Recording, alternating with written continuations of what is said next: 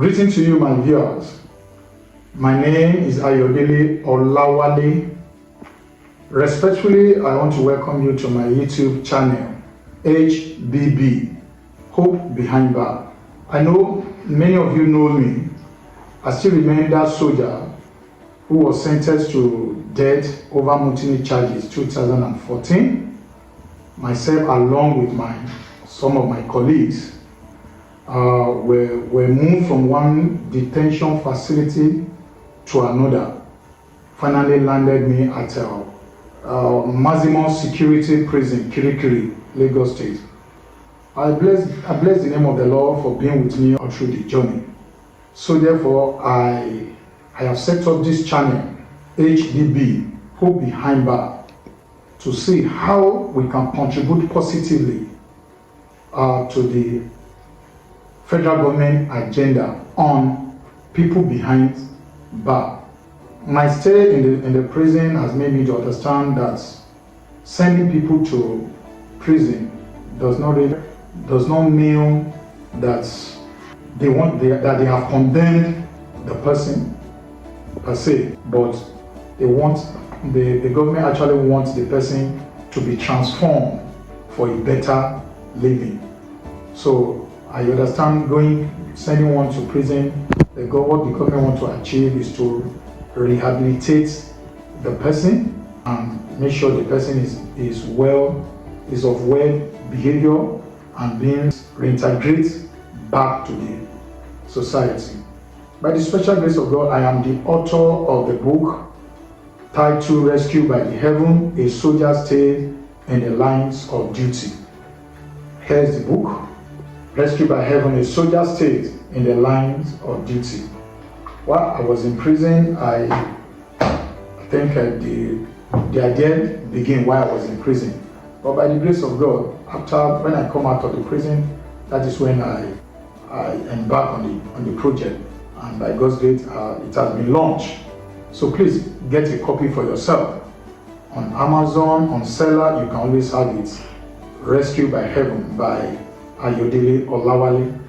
Yes, HBB is a channel that will be focusing on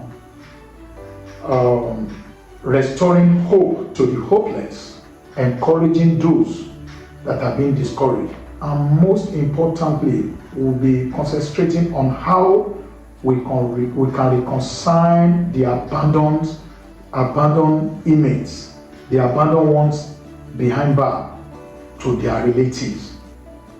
You know, I feel bad when I get to know that a particular inmate who have served for 4 years, 5 years, 3 years, 2 years is being released, and before you know, they are back to the prison again. I felt so bad about it. And you know, I sat down when I was there, I look at them, I ask questions, and I have come to understand that for government to really achieve their aim, because the government have come up by, I think they changed the name of the prison to Correctional Center. So it means the government mean well to these people as a citizen.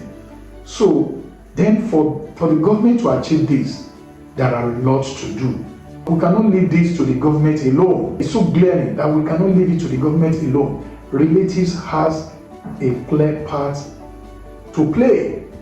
Relatives, you know, when you visit an inmate, it's also a therapy.